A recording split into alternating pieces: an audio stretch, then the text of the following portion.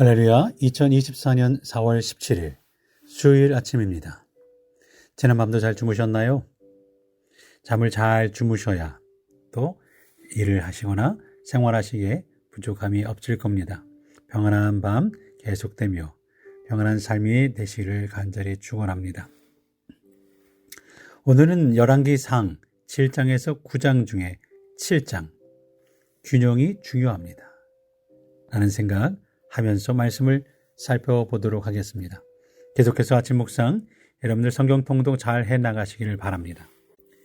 아무리 좋은 것이라고 하더라도 지나치면 그 좋은 것을 느낄 수 없습니다. 오히려 해가 되거나 독이 될 수 있다는 것, 우리는 너무나 많이 들어왔고 실제로 그렇죠.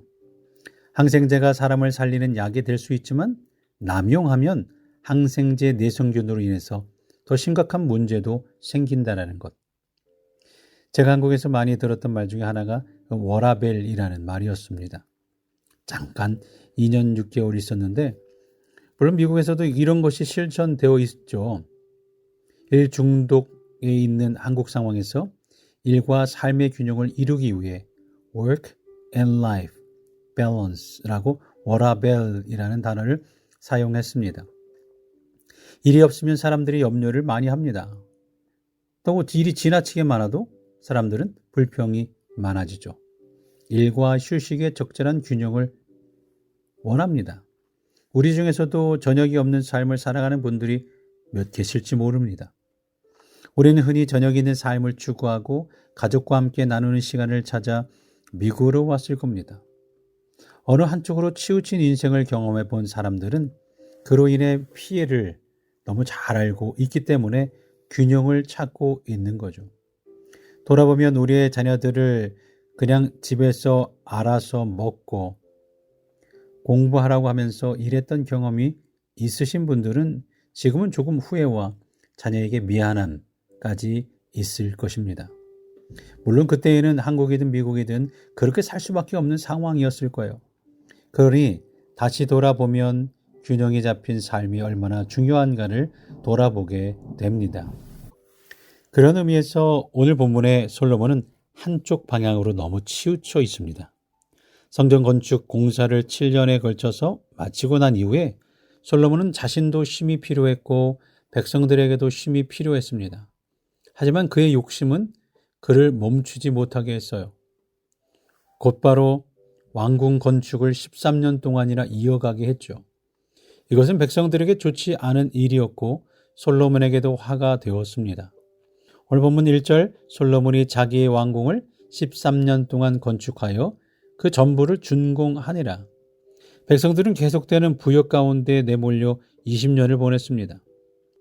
성전 공사는 명분이 있었지만 왕궁 공사는 13년은 명분이 없었어요. 하나님도 기뻐하시지 않는 공사였습니다. 하나님의 성전을 건축하는데 7년인데 왕궁을 건설하는 데는 거의 2배의 시간이 걸렸다는 것은 하나님 보시기에도 명분이 없는 공사였던 거죠.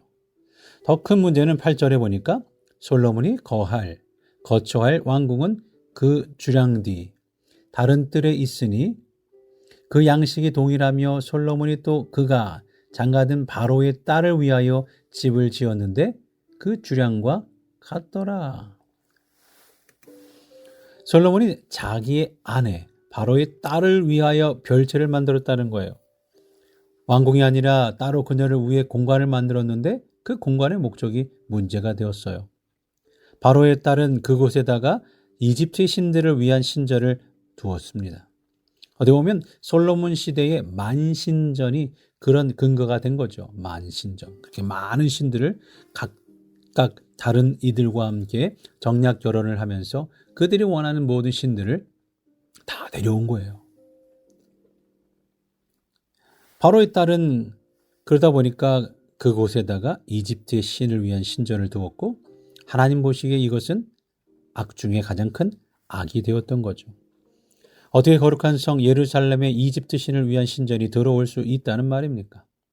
어쩔 수 없는 상황에서 우리에게 아무렇지 않게 유혹과 사탄이 자리를 잡고 있는 것과 같습니다. 결국 솔로몬은 13년 동안의 건축을 통해서 이집트의 신들을 위한 자리를 왕궁 안에, 그것도 이스라엘의 핵심 예루살렘 왕궁 안에 건축한 꼴이 되고 말았어요. 결국 그는 하나님에게도 명분이 없고 이스라엘 백성에게도 인심을 잃게 되었고 자기 자신도 하나님께 버림받는 잘못된 일을 행하고야 말았습니다. 균형이 무너지니 결국 이런 일이 일어나고 만 거예요. 우리 신앙에도 균형은 굉장히 중요합니다. 우리가 신앙에서 잡아야 될 균형은 기본적으로 말씀과 기도의 균형입니다. 아무리 좋은 성경 공부라도 일주일 내내 성경 공부만 하고 일주일 내내 말씀만 읽는 것은 편식하는 것일지 몰라요. 다른 면으로 철야도 한다고, 기도만 한다고 또 한쪽으로만 치우치게 되면 또 그것도 문제가 될 수 있겠죠. 우리가 성경을 읽었으면 읽은 말씀을 붙잡고 주님께 구하는 기도가 반드시 필요합니다. 기도를 했다면 말씀으로 점검을 해야 합니다. 말씀이 한쪽 손에 있다면 기도는 다른 한쪽 손에 들려 있어야 합니다. 성지순례를 통해서 하루에 12,000보, 20,000보를 걷다 보니까 균형 잡힌 발걸음이 아니라 한쪽으로 치우쳐 다리 한쪽이 아프게 되더라고요. 내 자세가 좀 비뚤었나? 아니면 좀 내가 준비를 덜 했나? 나도 모르게 한쪽으로 치우치는 모습에 한쪽이 아픈 모습을 보면서 균형이 안 잡힌 나의 모습인가? 라는 생각을 해보았어요. 또한 새가 양쪽 날개가 다 있어야 나는 것처럼 신앙도 기도와 말씀이 함께 공존해야 올바른 신앙으로 아름답게 하나님 앞에 설 수 있습니다. 또 어떤 사람들은 기도하는 것을 좋아하는데 말씀 공부하는 것은 싫어하는 분들도 있죠. 균형을 생각하면 두 가지가 함께 있어야 신앙은 건강하고 건전하게 잘 성장할 수 있습니다. 하나를 더 추가하자면 매일의 찬양하는 삶이 중요하겠죠. 이런 면에서 우리가 균형을 잡아야 될 것은 예배와 삶의 균형입니다. 공동체로 모여서 드리는 예배는 너무나 중요합니다. 말씀을 묵상하면서 기도하고 각종 예배를 통해서 하나님께 영광 돌리는 것은 성도의 가장 기본적인 의무입니다. 공적 예배 참석은 성도가 반드시 기억해야 할 하나님 앞에서 의미가 있는 거죠. 그러나 이것으로 끝나는 것이 아닙니다. 축도가 끝나고 나서 우리의 진정한 예배의 삶은 거기서부터 시작이 되는 거예요. 삶의 현장에서 드리는 예배, 하나님께 받은 은혜를 실천하며 사는 현장에서의 예배가 없어진다면 그 신앙은 죽은 신앙, 무늬만 있는 신앙이 되고 말 것입니다. 그러니까 삶의 현장에서 드리는 예배와 공동체 예배가 반드시 균형을 이루어야 한다라는 말입니다. 우리가 항상 어디쯤 위치하고 있는지 살펴보아야 합니다. 믿음 없는 자 되지 말고 믿는 자가 되라. 교회에서만 있는 것이 아니라 매일의 삶 속에서 그래야 되는 거죠. 그러니까 우리가 항상 어디쯤 위치하고 있는지 살펴보아야 돼요. 너무 지나친 것, 너무 한쪽으로 치우친 것은 결국 우리의 신앙과 삶을 병들게 만듭니다. 아니, 삶에서 능력을 발휘하지 못하는 신앙인이 되고 만다는 거죠. 솔로몬이 그랬던 것처럼 말입니다. 건축에 사로잡혀서 20년간을 눈꽃을 새 없이 지나온 그의 20년의 세월은 하나님으로부터도 버림받고 백성들의 마음도 다치게 만들고 자신의 삶을 돌이킬 수 없는 수렁으로 끌어가게 만들었습니다. 균형을 잡지 못한 결과이죠. 오늘 우리는 어디에 서 있습니까? 믿음과 행함의 균형, 기도와 말씀의 균형, 예배와 삶의 균형이 하나님께서 우리에게 바라는 모습이 아닐까요? 오늘도 말씀을 읽고 묵상하고 그 묵상을 통해 그 주신 말씀을 기도하면서 치우친 모습은 회개하고 균형을 잡고 바로 서서 걷기를 결단하시는 하나님의 백성들 되시기를 간절히 바랍니다. 오늘도 말씀 가운데 다짐하며 하루를 출발할까요? 기도와 말씀의 균형을 잡고 심지어 찬양하며 살겠습니다. 예배와 삶의 균형이 무너지지 않도록 주의하며 살겠습니다. 다짐하며 오늘도 나의 중심에 하나님의 백성으로서의 균형을 잘 잡으며 살아갈 수 있는 우리 모두가 될 수 있기를 주의 이름으로 간절히 축원합니다. 우리 기도하실 때에요.